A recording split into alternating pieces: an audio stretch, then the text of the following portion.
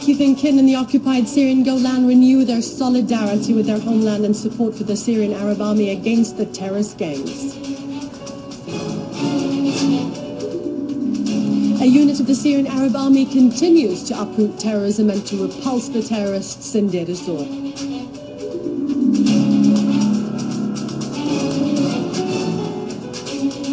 Women and children tell the story of the savage terrorists who attacked them in their homes in the Latakia countryside.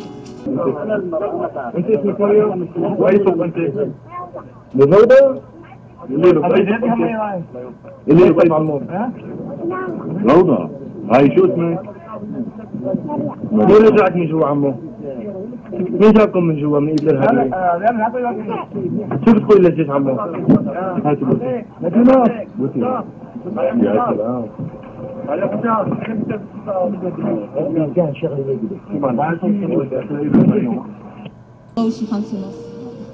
We are from the village of Barude, to the north of Latakia. We woke up in the early morning with the sound of the bullets of Al-Nusra front targeting our house. We escaped quickly in my brother's car to a nearby village. The car was hit. While I tried to save my kids, I was hit with a bullet. The terrorists of Al-Nusra front besieged us until we escaped through an olive orchard. We stayed for 6 days in the open until units of the Syrian Arab Army came and saved us. We descended through the valley to escape from the terrorists. We stayed for 6 days with neither food nor drinking water. The Syrian army saved us after we spent 6 days in the open, as armed terrorists of Al-Nusra Front attacked our village. The children lost stories of beautiful times and woke up from their innocent childhood on the sound of bullets that surprised them with their families in the villages of Latakia. The criminal terrorists killed innocent women and unarmed children suddenly. However, the wakeful eyes of the Syrian Arab Army rushed to save the besieged families from the terrorists. Syrians protest militants' occupation of Raqqa. Says in a northern city they've taken to the streets to protest against occupation of the provincial capital by foreign-backed militants. They chanted slogans against the Al-Qaeda-linked insurgent group, the Islamic State of Iraq, and it says here they demanded the release of hundreds of detained civilians by the militants. They also called on the insurgents to leave the city. Reports say hundreds of people have been kidnapped by the militants in the city, including Italian priest Father Paolo D'Aglio, who was abducted in late July when he was on his way to meet the insurgent leaders to demand the release of protesters. Syrian rebels accused of sectarian murders. Hundreds of Alawite civilians have been killed, kidnapped, or have disappeared during the rebel offensive on Assad's heartland province of Latakia, local residents have reported. It says until now, 150 Alawites from the villages have been kidnapped. There are women and children among them. It says we have lost all contact with them. As one of the religious leaders. So you've heard about the 450 or so Kurds, and basically the Kurdish area of Syria, that were basically massacred. But we didn't hear about, it was kind of, well, I reported on it, but basically it was a very little news blurb covered about the 50 Alawites that were basically executed at gunpoint by these rebels. Also, we never really heard much about the chemical weapons attack by the rebels as well. And as far as this goes, the UN going in there and inspecting it, well, the Syrian government wanted them to come and investigate it, but the only way that the UN would agree to this was if the government of Syria would allow them full access to basically Syria, and instead of just going to where the chemical attack happened, investigating it, and getting the hell out of the country. No, they wanted to basically put that offer, so they knew that they would refuse that, so they never investigated. It was very, very sneaky and stealth-like. Yet their own people, peacekeepers, have been kidnapped by these same rebels that the UK and France and the United States are supporting, you know, like those chemical attack, aiding them, training them. They don't do anything. Their own people get kidnapped and abducted and sold for ransom, and they don't even care. So it says here the UN has denied media reports chemical weapons experts have postponed their trip to Syria. The team is gathered in The Hague, and the logistics for the visit are being worked out with Syrian authorities.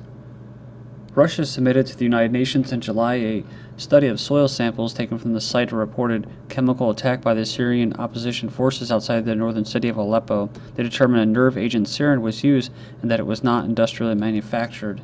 And you guys probably remember that article I covered from Press TV about the sarin gas containers that were caught when the border Syrian, I guess they were Syrian government border checks.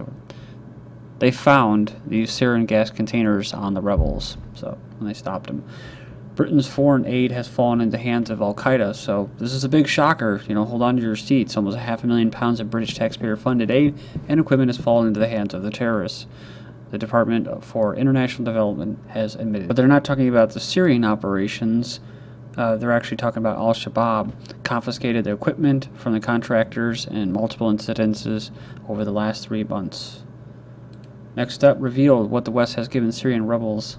Britain has so far handed over equipment worth £8 million to the terrorists, but can it help on the front line? The best case scenario for the rebels now, they say, would appear to be attempts at a land grab to create a position of strength before the much-delayed ceasefire talks, Geneva II, take place in the autumn.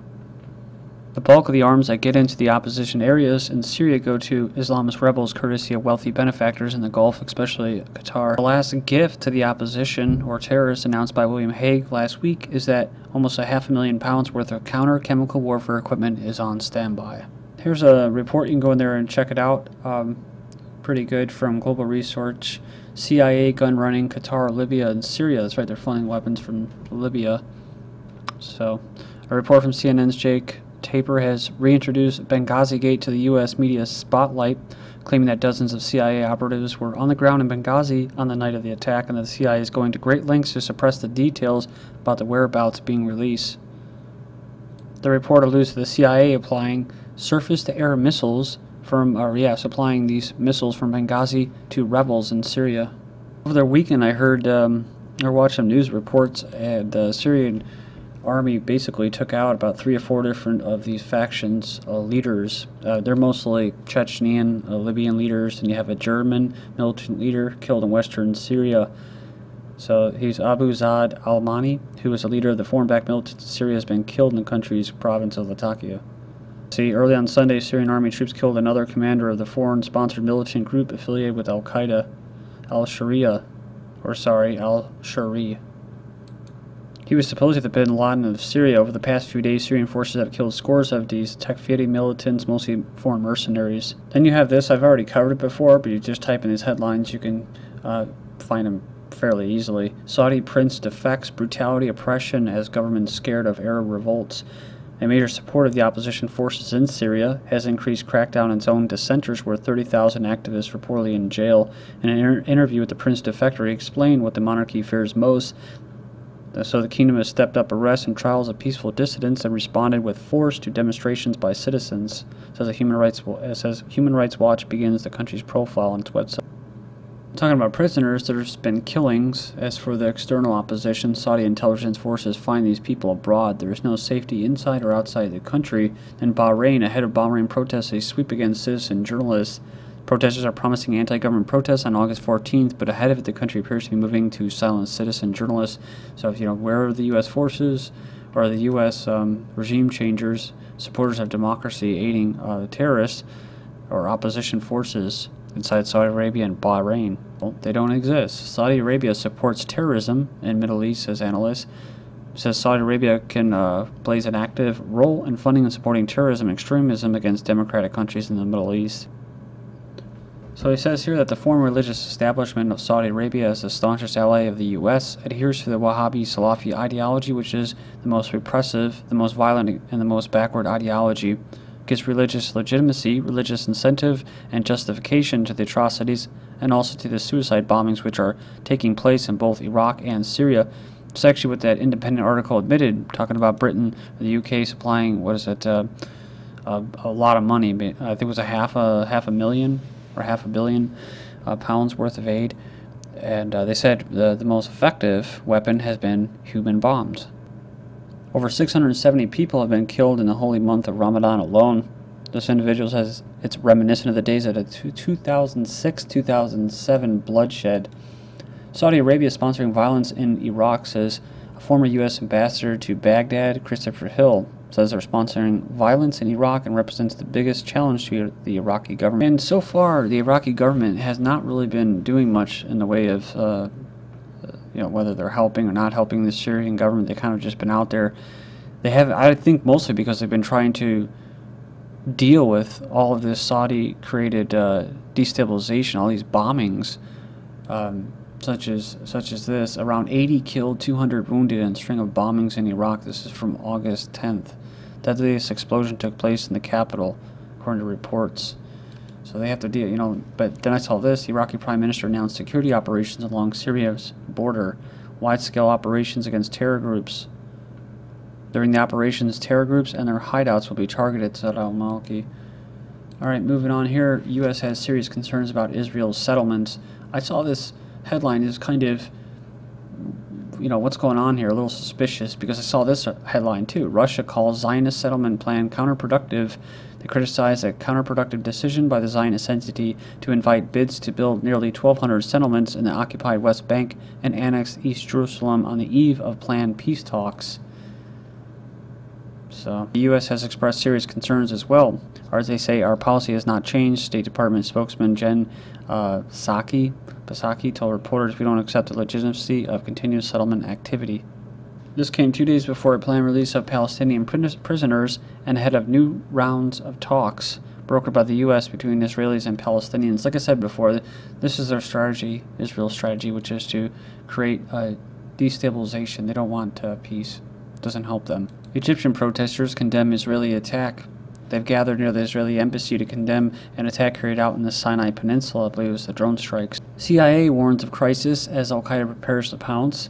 This is from August 9th. I've pretty much already covered this. This is important, though, because it just shows you kind of a precedence being laid out just in case. Like the chemical weapons, if they're moved, if the Assad government moves them, if they fall in the hands of the terrorists, or if either of them use them, that's justification for a no-fly zone and possibly ground troops. So, it's one of those things like the UN not going in there investigating unless they can get access to the entire country. The war in Syria poses the greatest threat to the U.S. security because of the risk of the government falling and the country becoming a weapons-rich haven for Al-Qaeda, like Libya. So, they don't care about that because they're arming the terrorists, and in Libya, like we said, they're arming terrorists to go up there to Syria and wreak havoc. And throughout North Africa and the Mideast. U.S. to reopen Mideast embassies except in Yemen on Sunday. They would reopen all the embassies that shut this week except the one in Yemen after reassessing the Al-Qaeda threat. U.S. drones kill more than 30 in Yemen. A school was targeted in one attack. In fewer than 2 weeks, Hellfire missiles launched by the U.S. drones have killed at least 31 people in Yemen. At least 14 of the victims were believed by Obama, the launcher-in-chief, to be Al-Qaeda militants. Of course, like always, on the heels of reports of the foiling of a plot purportedly hatched by the Yemeni-based branch of alleged terrorist organizations. That gave legitimacy to these drone strikes. U.S. drone, and of course they had to, just to make it even further legitimized, they had to put this whole embassy charade on. U.S. drones pound Yemen, but targets aren't all militants. So here they say they have a number of 49 killed in Yemen. Indeed, of all the U.S. strikes, the administration was only willing to say that at least 14 of the slain were Al-Qaeda militants. At least 35 others who the locals say are just random civilians killed in the strikes that are hitting civilian areas. So why are they closing embassies, and why is an Al-Qaeda threat being put out by the West? Well, because backlash is growing in intensity as the strikes do, found a similar trend to anti-U.S. sentiment the strikes fueled across Pakistan. Tunisian army strikes Islamists on border with Algeria. This is important to keep an eye on as far as destabilization in North Africa, because you have it in Egypt and that. Tunisia's army on Monday bombarded jihadist positions in rugged mountain range and near the Algerian border. Also because Tunisia is having issues with the Western-backed government there and protesting, kind of like an Arab summer. They want regime change. Spanish Coast Guard picks up 59 immigrants off Gibraltar. Now look at how close it is to Morocco. Many immigrants of sub-Saharan African origin tried to reach Spain from Morocco, either by sea or whatever, almost 196 over the weekend. I find it kind of interesting because then you have this all of a sudden. Britain warns of legal actions as warships head to Gibraltar. So British warships head to the Mediterranean. They said they warned Spain yesterday might take legal action to try to force Madrid to abandon tighter controls at the border. So it says here, when what it called an unprecedented step against the European ally. But lastly, you have Gulf dictatorships such as Bahrain luring the UK to go basically stage in the Suez Canal once more, take on a permanent role. Thank you.